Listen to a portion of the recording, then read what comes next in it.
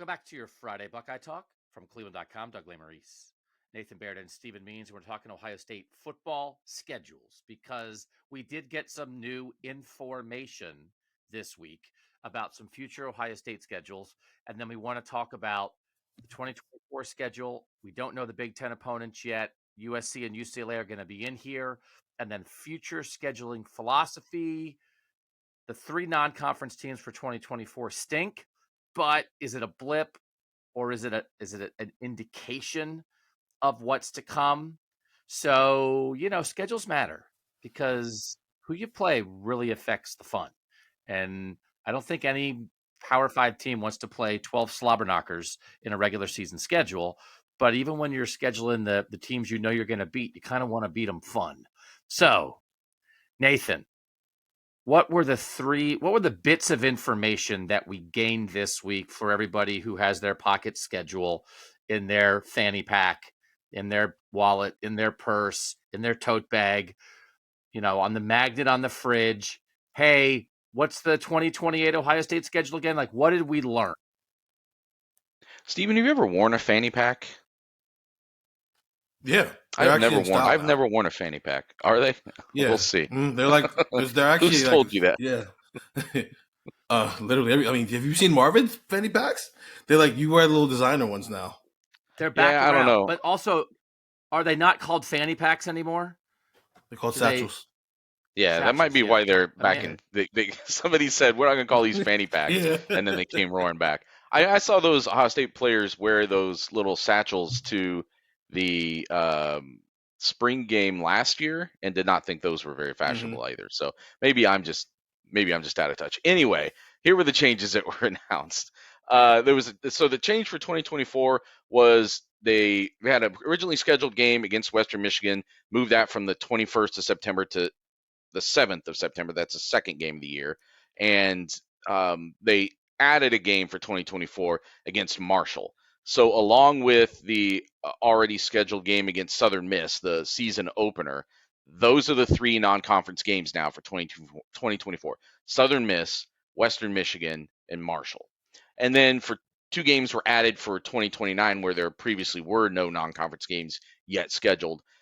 Nevada on September 1st and Charlotte on September 8th. So they will be adding one more non-conference game for that season. They may be waiting to see how the Big Ten schedules start to shake up, because depending on how many home games they have that year or whatever, that might determine what they're trying to schedule that year.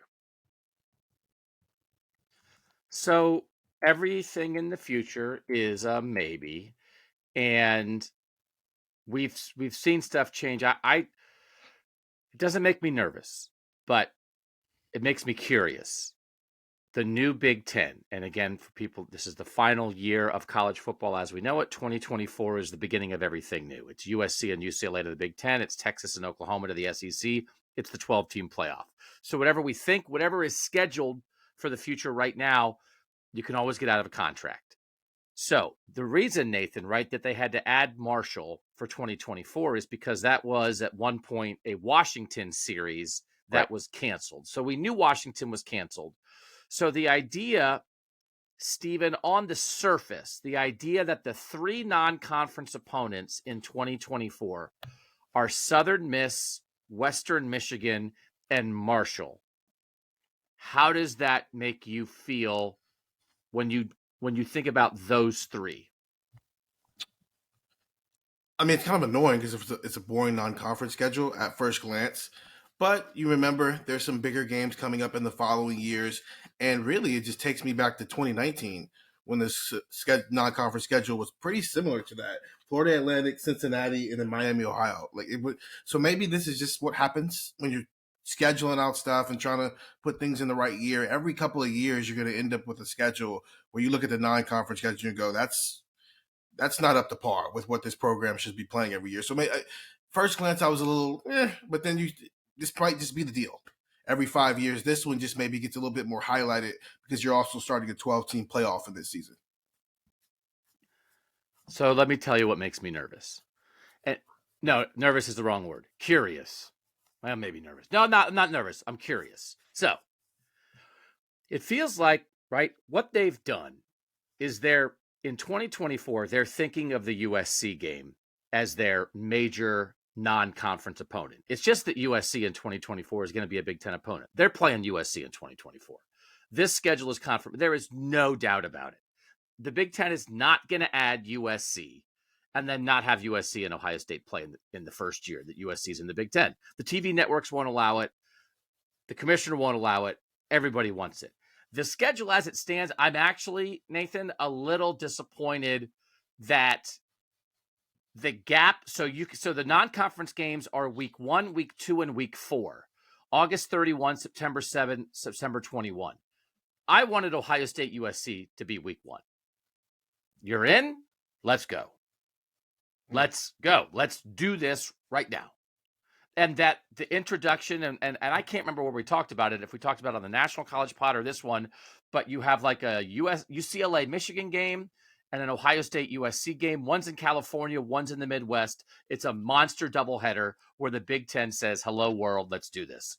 It's not going to be week 1 as it stands right now, unless 4 months from now we find out that they're shoving Southern Miss from week 1 to week 3 so they can make Ohio State USC week 1. But the opening right now is week 3. So this idea, I'm sure Ohio State's playing USC. It might be a one-off, Nathan. It might be that in this one window, as they're getting adjusted, they said, let's punt on an actual good non-conference team as we get adjusted. But I don't want Ohio State to punt on the future series scheduled against Texas in 25-26, Bama in 27-28, Oregon after that, Georgia after that. I don't want them to view the addition of USC as the kind of thing that would make them not want to play a top 5, top 10 program in the non-conference. In 2024, that's what's happening. There's no doubt about it. That's what's happening. But all the other things are still on the books for 25 and beyond, Nathan. Should we expect that those will stay? And as Steven said, in 19, what happened in 19? The Ohio State TCU thing was supposed to be a series. Mm-hmm. They make it from, instead of an 18-19 series, it becomes a one-off game at a supposedly neutral site in Dallas at Jerry World instead of 2 campus games. So that there's like a hole in 19 then, and they don't have a big-time non-conference game. But it was a one-off. Then they came back and got back to normal. What do we think, Nathan? Is this any possible indication that Bama, Georgia, Texas in the future would be in trouble because they're like, man, we're going to be playing USC or UCLA 8 out of every 10 years? I don't think so, for a couple of reasons. Number one, this has been a philosophy that Ohio State has had in place for a while now, and one that they've been, I think, pretty proud of. And I guess we could argue whether it's been detrimental for them at times during the 4-team playoff format. But my second point being, they're about to go to a 12-team format. You would think, and it starts in 2024, so you would almost think, like, why is that the year where you're almost running from the competition? Because you would have to lose a lot of games, as we've talked about, as Ohio State, to not make the playoff in those future years. I do wonder, when they announced the 2024 cancellation, 2024-2025 cancellation with Washington, they put it out there that, it's the uncertainty of potentially, and we can maybe even extrapolate beyond what you're saying. Maybe it sounds like that 2024 USC game will be a road game. The fact that they're going to these lengths to change the schedule to this extent, because that was kind of how they floated it with the Washington. Like, well, maybe if we end up playing USC on the road, that's 2 trips to the West Coast in the same year. We don't want to do that. But I think I would, if I was a fan, it would rub me a little bit the wrong way, because it sounds like you're laying down a little bit here. You're getting away from what has been a very something you could take a lot of pride in. The fact that you play this kind of schedule every year. And I starting to think that the other thing that we've talked about a lot recently, which is the mass exodus, the big NFL draft bonanza that could be coming for this team at the end of the 2023 season, might be affecting how they're looking at 2024 scheduling. This is the other part of that.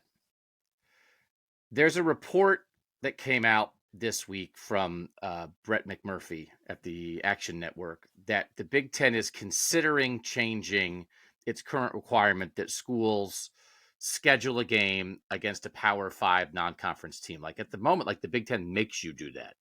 They make you. It's not It's like this is why, right? Go ahead, well, Nathan.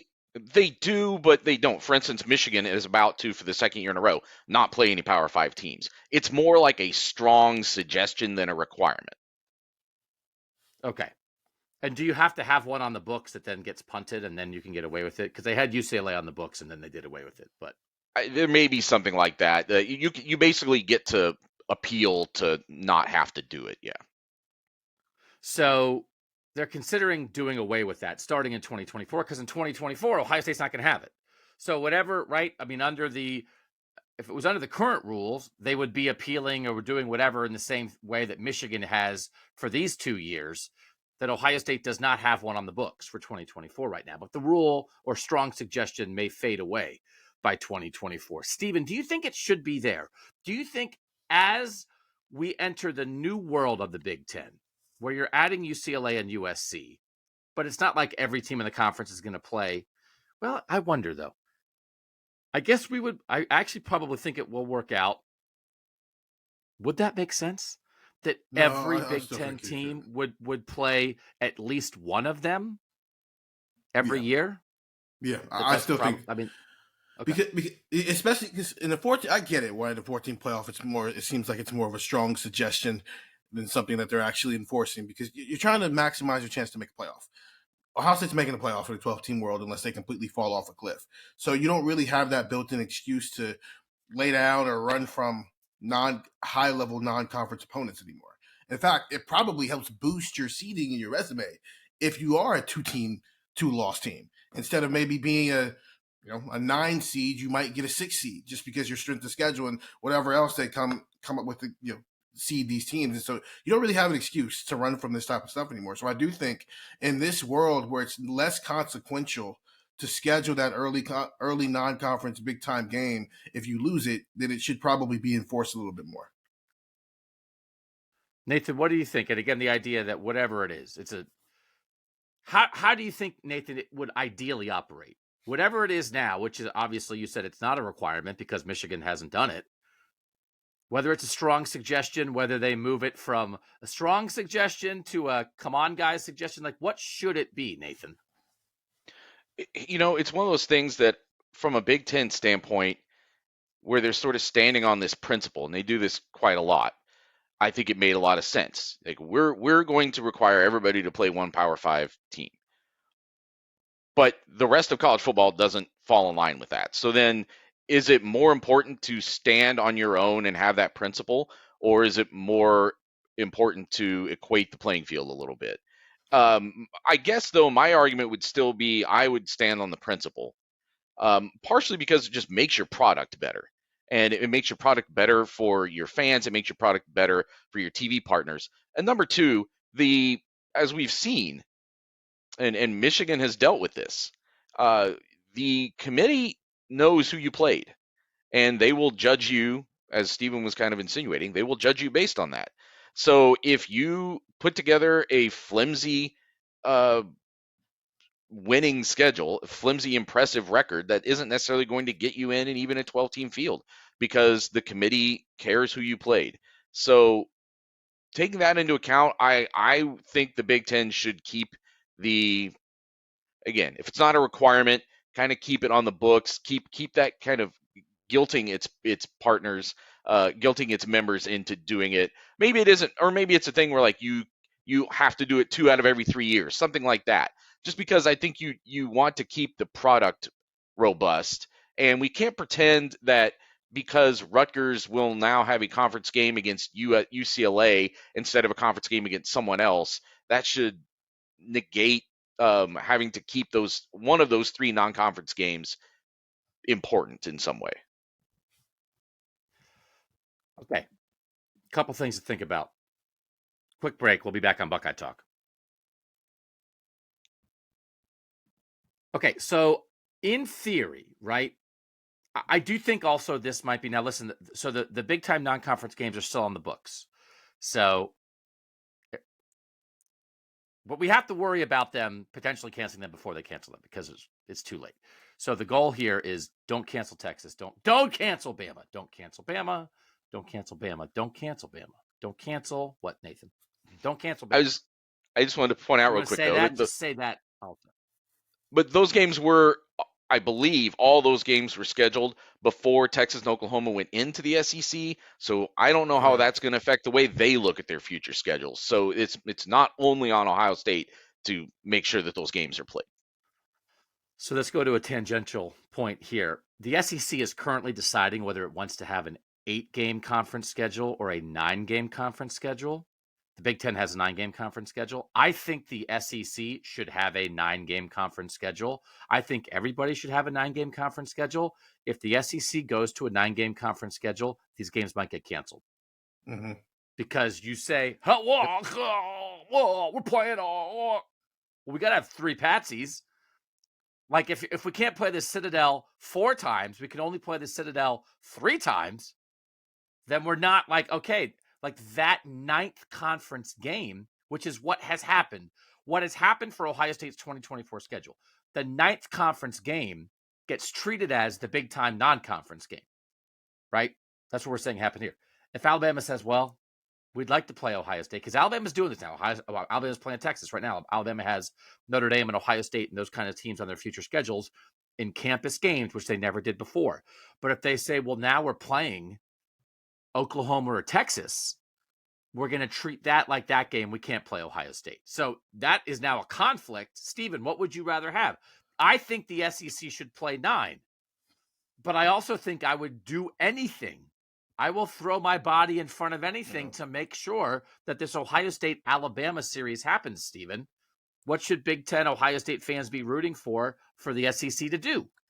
I personally would rather just everybody play 8-conference game, and that 4th conference non-conference game be your Power 5 big time, prime time opponent. Because of what you just laid out there. It's like everybody's going to make that excuse now. We have to play 9 conference games. Why would we want to play another big time game? We need 3 patsy games. I would rather everybody just play 8 conference games. Then you've got 3 what are essentially just preseason games against these, group of 5 teams that you're probably going to blow out unless it's, Appalachian State every 4 or 5 years here. And then you got one big time game that's just a big time top 10, top 15 opponent. I think that's a quality schedule. I also don't agree with your idea that Ohio State and USC should be week 1. I don't want big time games in week 1. I that's a personal thing. Because sometimes those week 1 games can be a little sloppy because people can't tackle. So I would rather those games be week 2. Just give everybody the first week to kind of get the not having tackles for 9 months out of the way, and then you come back to week 2 with those big time games. Gene Smith doesn't like him either. He said that about the Notre Dame game last season. Yeah. Okay.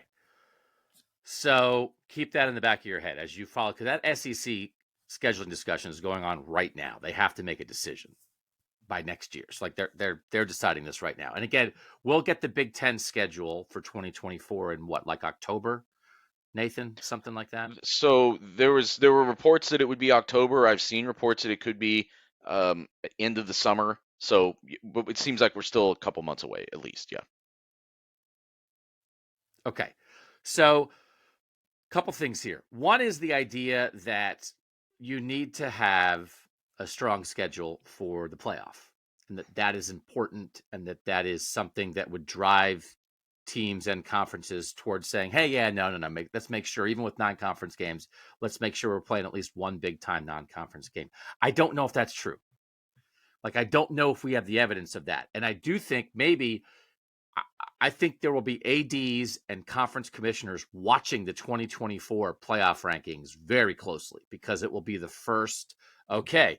Because it's one thing when it's like, okay, well, who's 3 or who's 5, and everybody has 0 losses or 1 loss, and it's all great teams.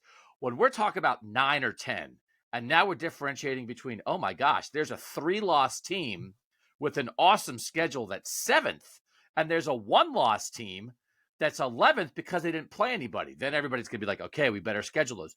But if it's not that, hey, It's all the 1-loss teams, then it's all the 2-loss teams, then it's all the 3-loss teams. And you can point and say, yeah, we have 3 losses, but we played 5 games against top 15 teams and we're 2-3 in those games. But yet you have a 16th and some team that's played nobody in the top 15 has 1 loss and is 9th. Then why are we playing them? So they're going to watch that. Nathan, in 2019, this Ohio State schedule that we're referencing that didn't have a big-time non-conference game, we saw Justin Fields and Ryan Day in year 1 be able to kind of ease their way in. Ohio State that year in the playoff rankings, week by week, the 6 weeks of the playoff rankings, first, second, first, second. LSU was a monster team. LSU, we were like, are they the best team in the history of college football? They had a win over Alabama, but it took LSU winning the SEC title game to get to number 1 ahead of undefeated Ohio State, who didn't play anybody. So there might be, if we're using, I think 2019 is a good reference point for this 2024 Ohio State schedule, which you guys have done, because there's similar things here. There was a thing that was planned against a major non-conference team that got pulled away. Now it's 3 non-conference games. And in 2019, Nathan, it did not hurt Ohio State at all. Not one bit. Now, they had to stay undefeated. If they had lost a game and now all of a sudden, let's see.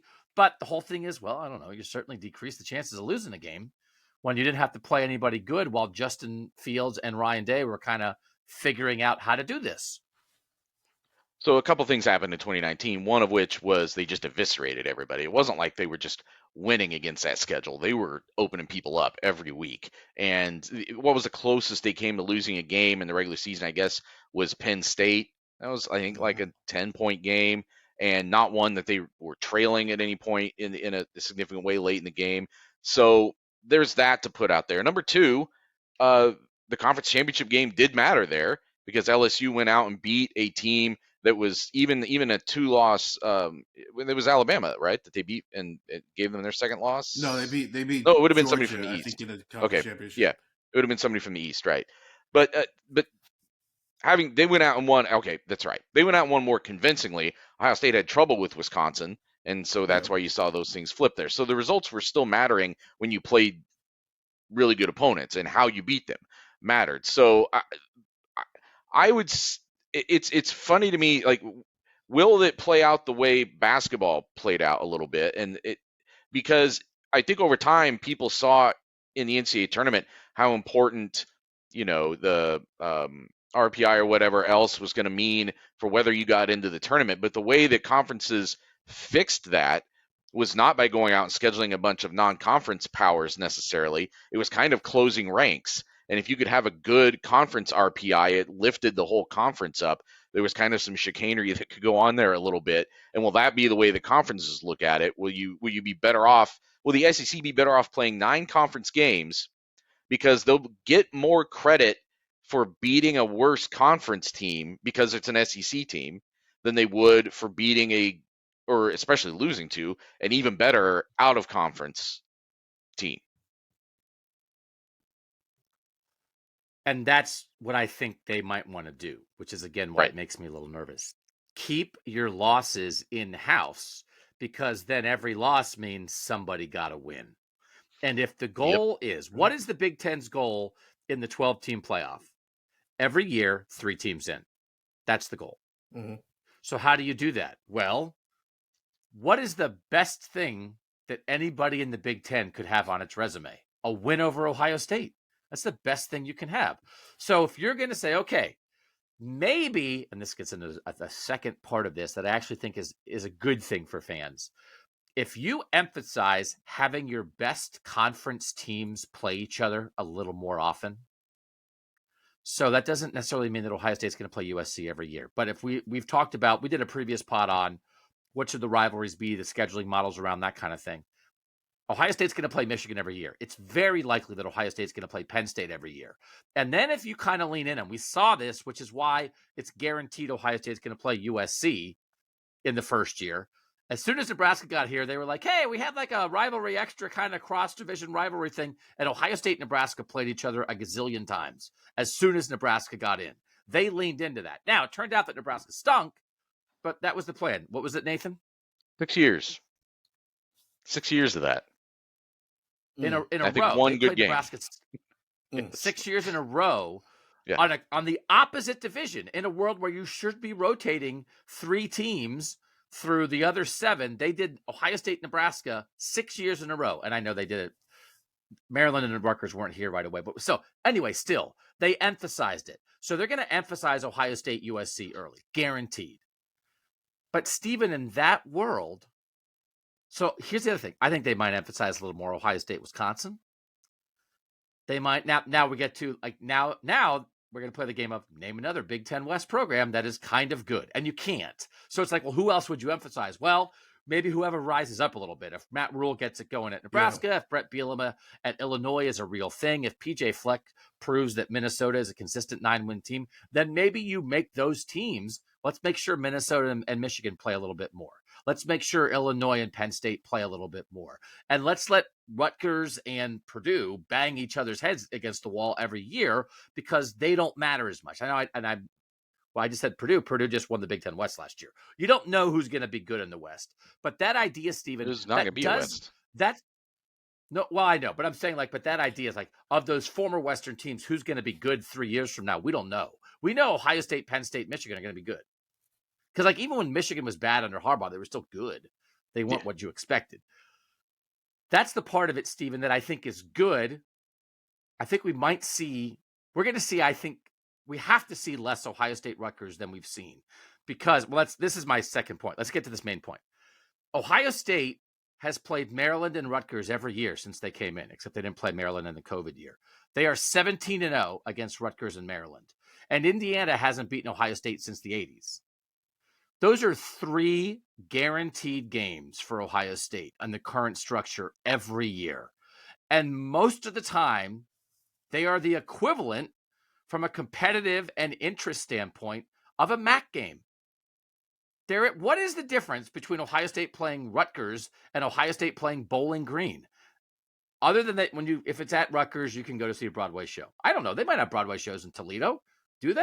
If you want to, but they don't play at Bowling Green. They have Broadway shows that come to Columbus. Hey, Bowling Green's coming to Ohio State. Watch that game at noon, then go to the Broadway show that's in Columbus that night. It's like going to Rutgers. We're going to reduce Rutgers, Maryland, Indiana, and Ohio State's life, Stephen. We have to because they're not going to be in the same division, so they're not going to be every year. I think we might reduce them significantly. That might be the trade-off. Yeah.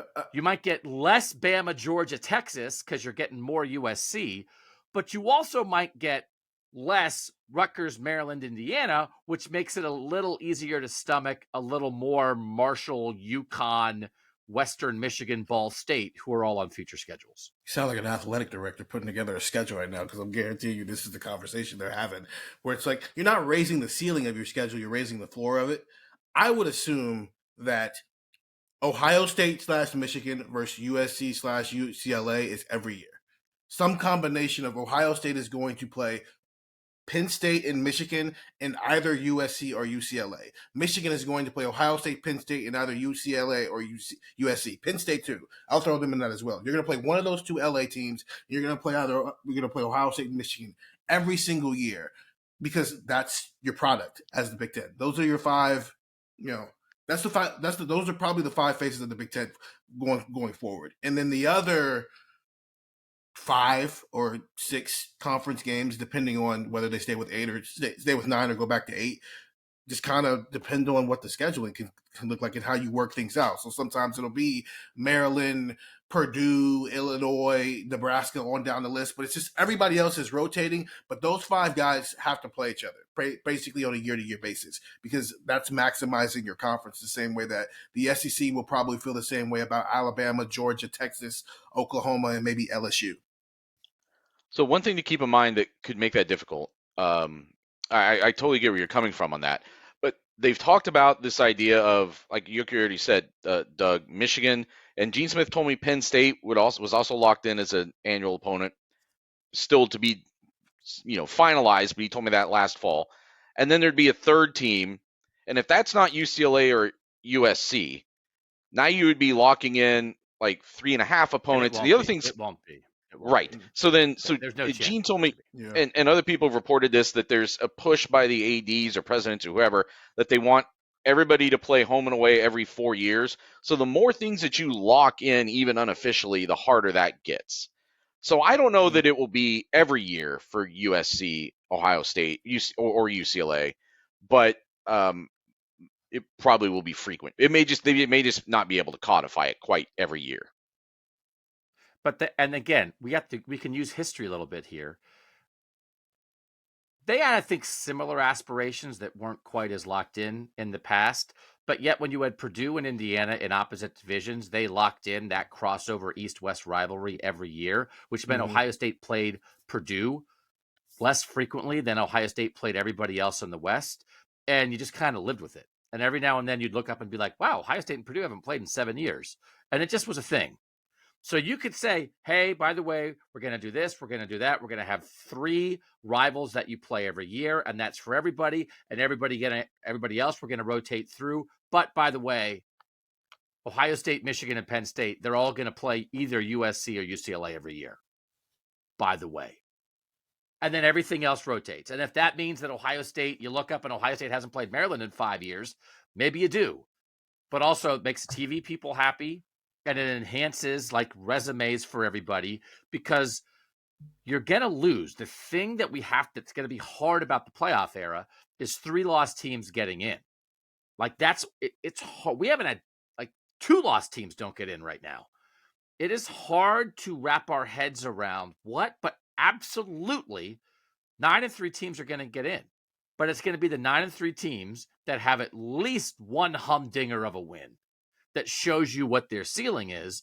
And then a 1 or 2 of those losses are going to have to be like, oh my gosh, well, it was against a top 5 team. It was practically a coin flip game. Somebody had to lose that game, but we're not going to punish the loser of that game for playing a great schedule. And then you want Penn State, Michigan, Ohio State, Wisconsin, USC, UCLA, the teams most likely to be in those 3-loss discussions. You want them to win those battles against 3-loss teams from the SEC, against a 3-loss team from the ACC. So I do think it would make sense to enhance. Let's make sure our top teams, maybe there's a group, right? Because when they did Legends and Leaders, again, let's go by history. When they did Legends and Leaders, they broke it in half by, we believe we have 4 historic top-level programs, and we're going to split them in half. And they put Nebraska and Michigan in one conference, and they put Ohio State and Penn State in the other. Now, Nebraska didn't live up to that, which kind of threw everything off, but they went by history. They went by accomplishment, which then they then used as projection to say, well, how are you breaking this up? Well, we're trying to split up the good teams. So they are willing. Now, they won't do a preseason ballot. And in a year, they won't say, well, here's who we think the good teams are, because that might hurt feelings. But historically, over a group of years, I think they're willing to acknowledge, we're just going by history. There's who the best teams are. So we're going to create a tier.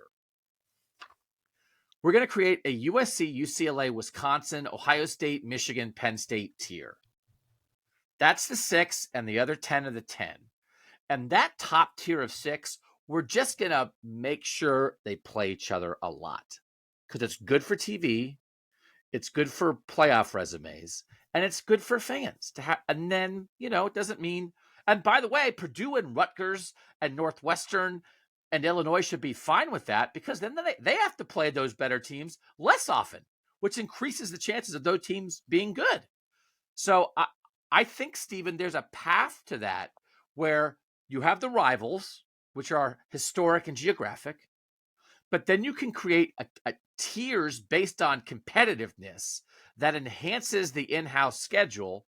I'm not sure, Stephen, there's a downside to something like that. It sounds like you're maximizing your conference and making sure it's the best it can look, because if Northwestern and Purdue and Illinois might jump up into that first tier, though. I mean, depending on what the BLM can get going there. But some of these lower level teams, all of a sudden, they're not playing Ohio State and Penn State and Michigan as much, or USC as much. And instead of going 6-6, they're going 8-4 because of it.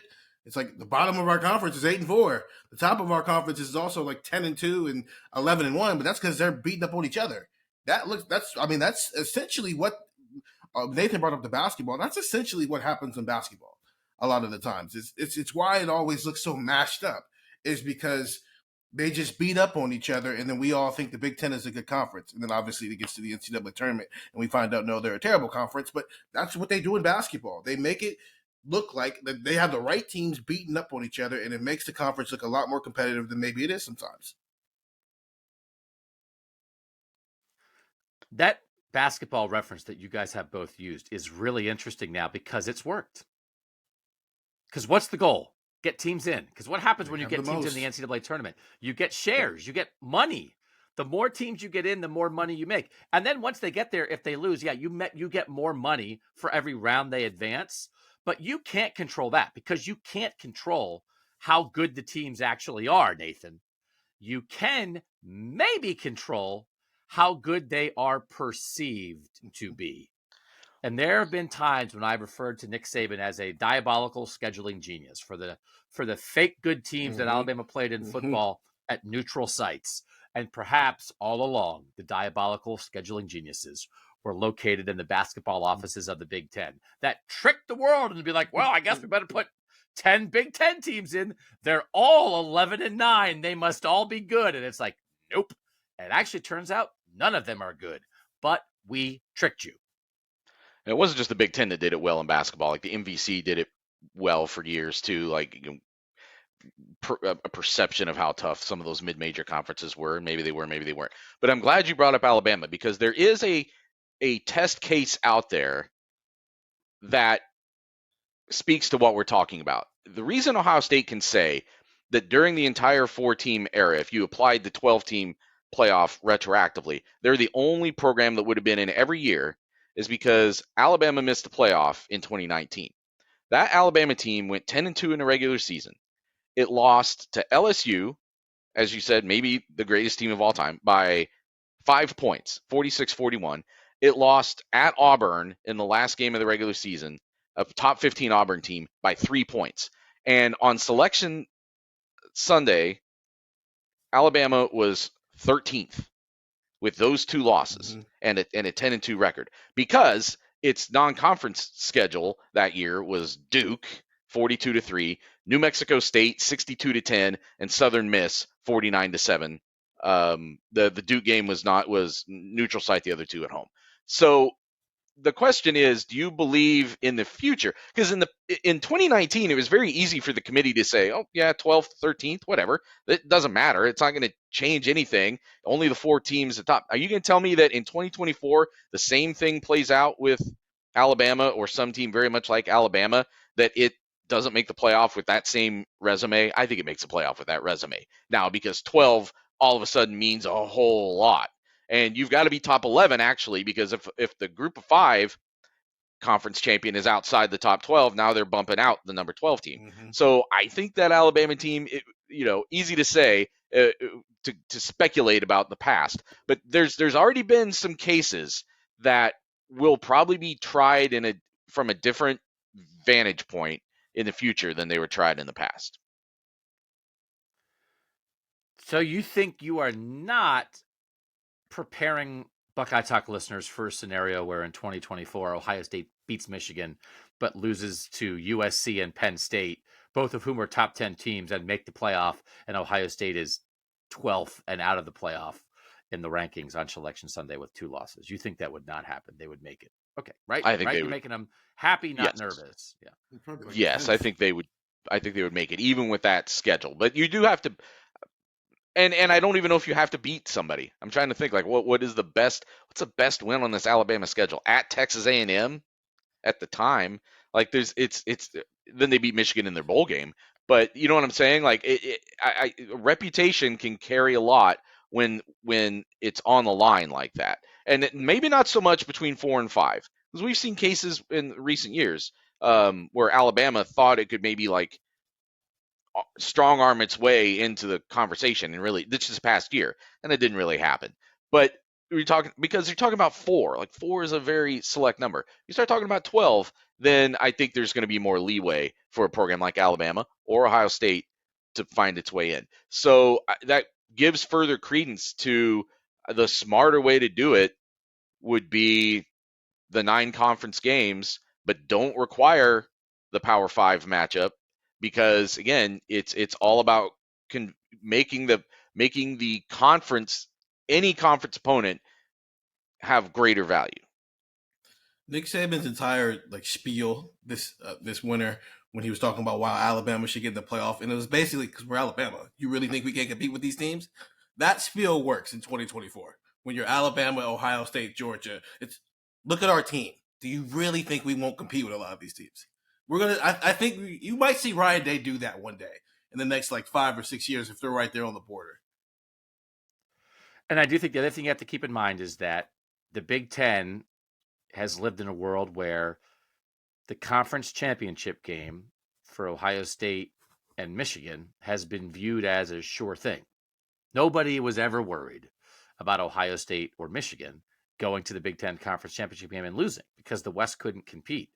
Now, starting in 2024, it's going to be the two best teams. So if you want to get in as a 3-loss team, that third loss might be in the conference championship game, which means you can only lose 2 in the regular season. So we're getting into territory where you also create situations where if Ohio State's playing Michigan and Penn State every year and then playing USC frequently, there's a decent chance that it's also going to see one of those 3 teams if it makes the Big Ten championship game. So now you're playing one of those teams twice.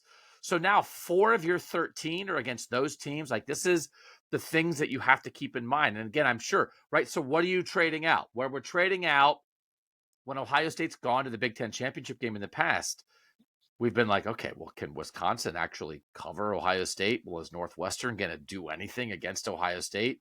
And now when Ohio State goes, it's going to be like, oh, it's Lincoln Riley. Okay. Oh, it's Michigan rematch. Great. Oh, Penn State's funk. Penn State's good. They're here. They're good. You can't back in to the championship game anymore. And Ohio State basically every year it's been there. It has played a team that backed in pretty much.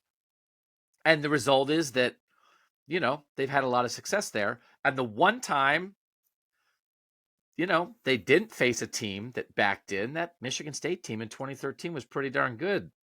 That Big Ten championship game was a lot different than the other Big Ten championship games for Ohio State. So there are things here, that to me sounds like a, boy, oh boy, I'm not sure we're going to get these Texas, Bama, Georgia, Oregon non-conference games. When you think about all these other tough games they're going to have to play. So we'll finish that conversation next on Buckeye Talk. So before we leave, we will run through all these scheduled games, non-conference for Ohio State, that are on the books. But let's finish the conversation by saying what we want to happen and what we think will happen. And Nathan, we'll start with you. Do you think that Ohio State's currently scheduled games against Texas in 25 and 26, against Alabama in 27 and 28, against Georgia in 30 and 31, and against Oregon in 32 and 33, do you think they will happen? Or do you think some, many, or all of them may wind up canceled? I want to say I still think they will happen. I still think Ohio State will want to play them. I guess that's not the question you're asking, because there is the whole other SEC dynamic. So I guess that's it. So God, I think the SEC ones are the ones that I'm concerned about, just because of what we already said. That if they decide that going to 9 makes the most sense for them, this is already a conference that has shown such a deference to its conference schedule that it'll do things like let teams play 1AA teams in week 11 to get a cream puff before their big rivalry games. If they go to 9 games, I think you would see them not play these kind of non-conference games, even in a 12-team era. Because I think you bring up a good point about the conference championship game that I had not really considered, even as I looked at Ohio State's 2024. And it does make me maybe back off of how harshly I was looking at this from Ohio State's perspective. Because if you think you got Michigan State or Michigan and Penn State, and they're going to lock you into USC, and who knows what else you could face that year, and then the chances of a conference championship game knocking you out of the playoff go down, but your chances of having to play it every year go up, I guess, for Ohio State in a lot of ways. Mm-hmm. So you're right. I think that if yeah, I guess I'm skeptical that all those games get played. Yes. All right, Stephen, what do you think will happen with those games?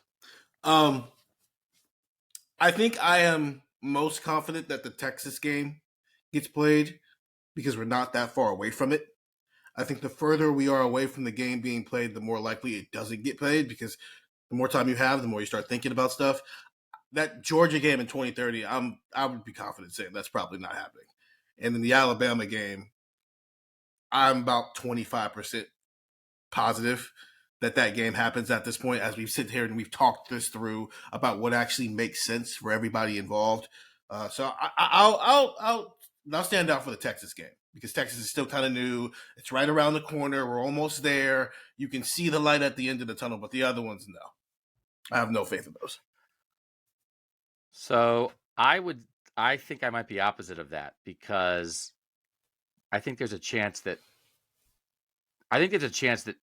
Gene Smith and the Texas AD already have a text thread about this. Are we sure we want to do this? Are we sure we want to do this?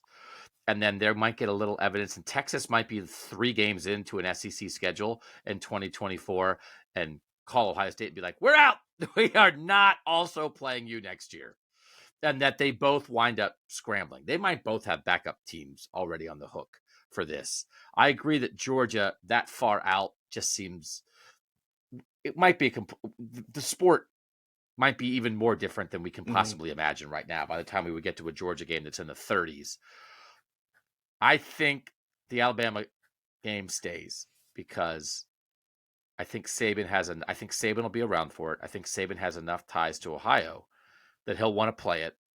And I will say that if Bama is the one that backs out of that, but I'll tie it to both. If Ohio State backs out for a year, I will refer to Alabama as the Alabama Coward Tide if they back out of the Ohio State Alabama series. And if Ohio State backs out, I will refer to Ohio State as the Ohio State Scared Eyes, because you can't puff your chest and get everybody excited and then be like, it's too hard. And I will say, let's shift this conversation to want. I have never wanted anything in my time on this beat more than I want an Ohio State Alabama home and home series. I'm not even exaggerating. For a long time, I wanted Ohio State Michigan to be competitive again. I've never wanted anything more than I want this. I want Ohio State fans to go there and experience it. I want Bama fans to come here and experience it. And I want those two teams to play regular season games that matter. And so I would do whatever it takes, Nathan. And I think both schools should do whatever it takes, including maybe risking decreasing your playoff chances for those 2 years a little bit, making your life significantly more difficult, because the upside is so huge. I desperately want Alabama, Ohio State to happen. So here's the other thing to remember, and it's why maybe I have more optimism than you guys did, though it's sort of a crass optimism in a way. But when it comes to Ohio State USC versus Ohio State Washington, Ohio State USC is the more valuable commodity. So if you have to pick one of those two, you pick the USC game. If it comes to Ohio State USC versus Ohio State Alabama, I would still say, and we don't know what USC will be at that juncture, but most years I think Alabama, as great as a USC game would be, is still the greater commodity. Ohio State against Alabama, that's two, no doubt where they are at the top of the sport. So if what I'm getting at here is, this isn't just what Ohio State and Alabama, or Ohio State and Georgia, and Ohio State and Texas want to do. There's TV partners involved here, and they're not the same TV partners anymore. But you can go to CBS and Fox and say, listen, your choice. We can play Ohio State at UCLA in addition to the other things that you want to do that year because you think that makes the conference schedule better. But that means we're going to just come up with an agreement where we don't play this Alabama game that would also make you a bunch of money, and it goes by the wayside, and you go without that. You know what I mean? Like, I think those are going to be parts of these negotiations. Will be conversations like that, and maybe one of those happened as it related to this Washington series, but you can see why if they are going to make them play USC in 2024, you can see why everybody involved made the decisions that they did. But when it comes down to that Alabama game that is way out there on the horizon, you can go to your TV partners and say, hey, for those 2 years, you can't make us play at USC because we're playing Alabama, and that's going to be a good thing for you too. And I think everyone will probably come to a mutual agreement on that. I think that's an interesting conversation. Which game is more valuable from a monetary standpoint? And I think it might depend on where the game is being played. Like I think USC versus Ohio State in Columbus might be more. I don't know. That might be a hotter ticket. Just, I mean, out there it's probably not because it's going to be at 10 o'clock at night and whatnot. But I don't know. No. It's about like a literal ticket, or because all that matters is TV. It's just a TV. Yeah. But the Ohio State USC game is going to start being regular. Ohio State Alabama, unless they meet in the playoffs, is going to be those 2 years, and that's it, unless they meet in the playoff, which they have now a couple times in recent vintage because they both get there so often. But that is going to slightly devalue any Ohio State USC regular season game because it'll be happening every 2-3 years. Fair point. Also, I guess as we keep talking about this, maybe it doesn't not happen, but it turns into a TCU situation again where it ends up being a neutral site, which is actually even the more annoying choice. Instead of it being a home and home, it's just like one neutral site game. Because it feels like you got teased when you get those. Yeah, and you don't get to. I mean, I don't think that stinks for the fans so much. Like, fans want to go to Tuscaloosa. Fans want to go to Tuscaloosa, and I bet there's Alabama fans who want to come to Columbus. Like, that's such a big part of this. I know TV is so important, but man, that would be disappointing because you've got to keep the heart of the sport to some extent. And they've never played on each other's campuses. They've played 5 times, but it's been 4 bowl games and a preseason kickoff classic game in Jersey. So they played in New Orleans, East Rutherford, Orlando, New Orleans, and Miami. So like they've got to do this. Last thing on the USC schedule, USC's future schedules for 2024. This is a humdinger. This is, I guess, why Ohio State and USC can't play on the opening weekend, because in 2024, USC's first game is LSU in Vegas. Wow. USC, LSU in Vegas. But USC's non-conference games, week 1, week 2, and then they play Notre Dame at the end of the year, which means that they have week 3 free, just like Ohio State I like does. that one. So lock that in. Ohio State, USC, Saturday, September 14th. I would bet all of Nathan's money that happens. I think you could probably put up more than that. The other open date that year is October 19th, so like very middle of the year. If it's going to be at UCLA, I would prefer, or at USC, I prefer it to be as late as possible, because then you get to gloat a little bit more to all the people back home. That's a personal choice. But I could also see them making it the Big Ten opener for them. Yeah. And I could say, I bet you it is at USC, because USC is going to be like, man, we played LSU in the opener, and Ohio State played nobody. And it wasn't that far of a trip, but we had to go to Vegas for it. So Ohio State's coming off Southern Miss, Western Michigan. Like, can you bring them to us? Can you please bring them to us? And then the doubleheader on that. Now I have to look up. I won't look up the future schedules for everybody. But it's like you could play UCLA in the Big House, again, at Michigan at like 3:30 or whatever, and then you could play Ohio State, USC at 8 o'clock and blow that out. 2 different networks with the TV agreement, but like a showcase of, Nathan, here's the new Big Ten. Yeah.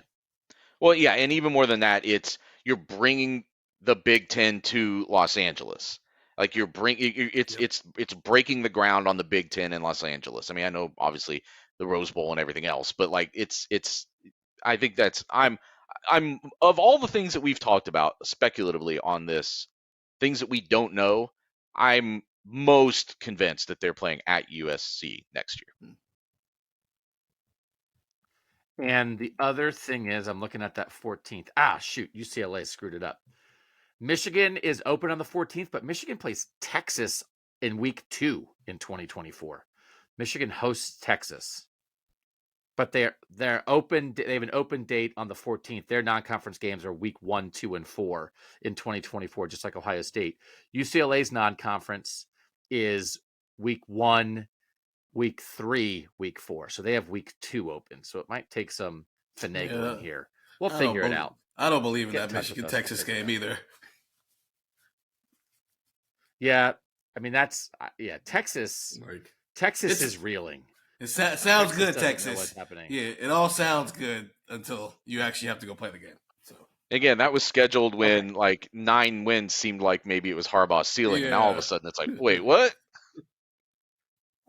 And it is interesting. Michigan, it is this UCLA cancellation that continues to like make Michigan's schedule super soft. Michigan in 24, it's Texas. It's actually 24-27 Texas, 25-26 Oklahoma. Notre Dame 33-34. So like they have those scheduled. They just hit this window here where like it's hard to imagine. I mean, Michigan's going to win its 3 non-conference games this season, 150 to 20. Nathan. Yeah, can we do one last little fun thing here, which is so that those 2029 games that were scheduled, the only 2 that are scheduled so far for that year, and they come right in the middle of this window of all these great non-conference schedulings that Ohio State's done. So, the Alabama games are 28 and 27-28. Georgia is 30-31. So 2029 is right in the middle of that. So taking out the teams that we've already talked about, not that they're going to move one of the games that they've already talked about, who should Ohio State try to get for that 2029 game? But it's presumed either as a one-off on a neutral site or as part of a home and home that's split up and not back-to-back years. Clemson. That's who I would try to get. Just because there's a little bit of a history there. That would be a great one. Try to do the campus stuff that they've never delved into that. Because they've done it. I mean, and again, Ohio State's done a good job that they've done USC in the past. They've done Oklahoma. They've done Miami, Florida. They did LSU like back in the 80s. They have Georgia and Alabama on the books. They've done a lot of these programs, but Clemson is such a new power, but that Ohio State fans hate Clemson. And I think Clemson fans hate Ohio State. Great. Let's do this thing. So yeah, now that Alabama's on the books, and are you guaranteed that Clemson's going to still be Clemson then? No, but you're not guaranteed anything. It's like, well, you could play Florida State. That's cool, but there's not anything. That's not anything other than like 2 great programs. There's no animosity there. You could play Tennessee. They had Tennessee on the books at one time, and that series got canceled. You could go through and find some other. You could play Texas A&M, right? But I like the built-in animosity of Clemson. I was going to say Washington too, to make up for the thing that fell apart before, but maybe there's bad blood there. Who knows? But that could be another option. They've done Washington. They did Washington. That's true. They did Washington. Yeah.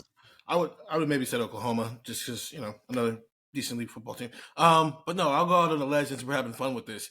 Prime gets it going at Colorado. Schedule that one-off game against Prime, and let's get to it. Yep. By the way, if Prime gets it going at Colorado, the chances of him being at Colorado in 8 years are 0. It's more likely that Prime's at Michigan. Yeah. So that's true. Okay.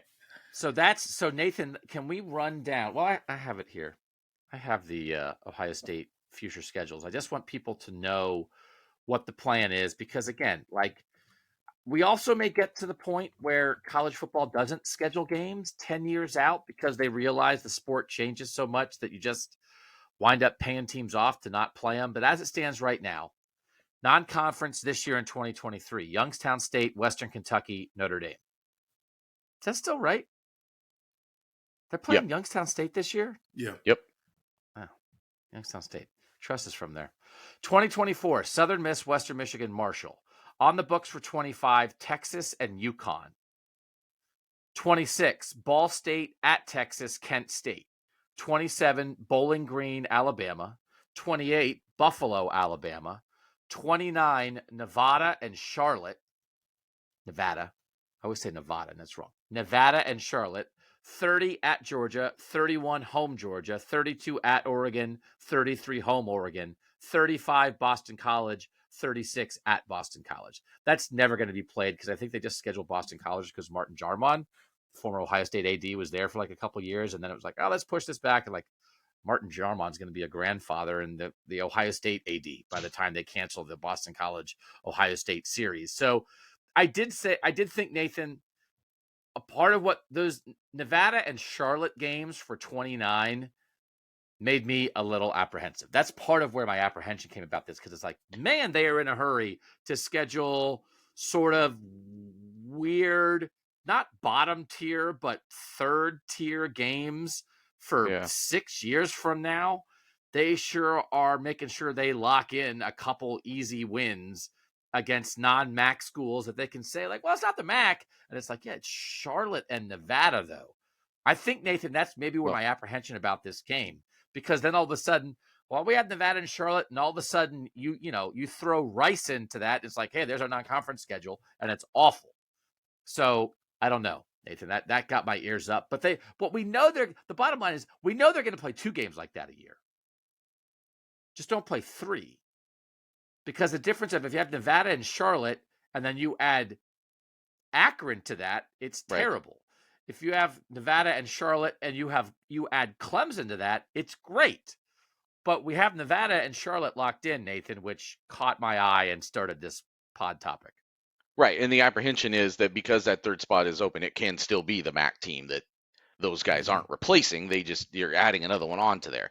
But again, as we also just talked about, like there's so much, like if it's still a 9-game conference schedule, which we assume it will be, and if maybe does Ohio State have to start scheduling out into the future in ways that give it leverage to where it will guide the TV partners to say that's the year we go at USC. You know what I'm saying? Like is there a dance that's kind of developing here where you can't block off every year. You can't say, well, we play a marquee non-conference game every year, Texas, Georgia, Alabama, so we can just never play at USC. Like that isn't going to work. So is this all part of this kind of feeling itself out and each entity kind of giving itself some room to breathe? I don't know, but I would also be disappointed if we got into a world where, as we said before, like all of these non-conference games go away and it's 3 teams of that caliber that are almost nameless, right? Like you don't remember like 2019, like there's nothing memorable really about Florida Atlantic and Cincinnati, and I've already forgotten the third team that they played. Miami of Ohio. Because it's just the 3 generic teams that they played last year. That's not completely fair to Cincinnati because they were really good just right after that, and weren't even that bad that year. They just looked it against Ohio State. But like, you know what I'm saying? Like where a quarter of your schedule just has no character, has no definition to it. It's just the flab that you went through on your way to the Big Ten. I don't think fans want that, and I don't think it's necessarily good for the sport. First and foremost, I take offense to you calling Maction flab as a Kent State alum. I call any team that gets beat like 65-2 flab. I don't care what conference they're from. There's Big Ten flab as well, as you well know. Fair point. I agree with everything you guys said, though. Yes, play good teams. And by the way, but it's possible that year in 29 when they're playing Nevada and Charlotte, maybe Ohio State will play none of Rutgers, Maryland, and Indiana, who they have played every year for the past almost decade.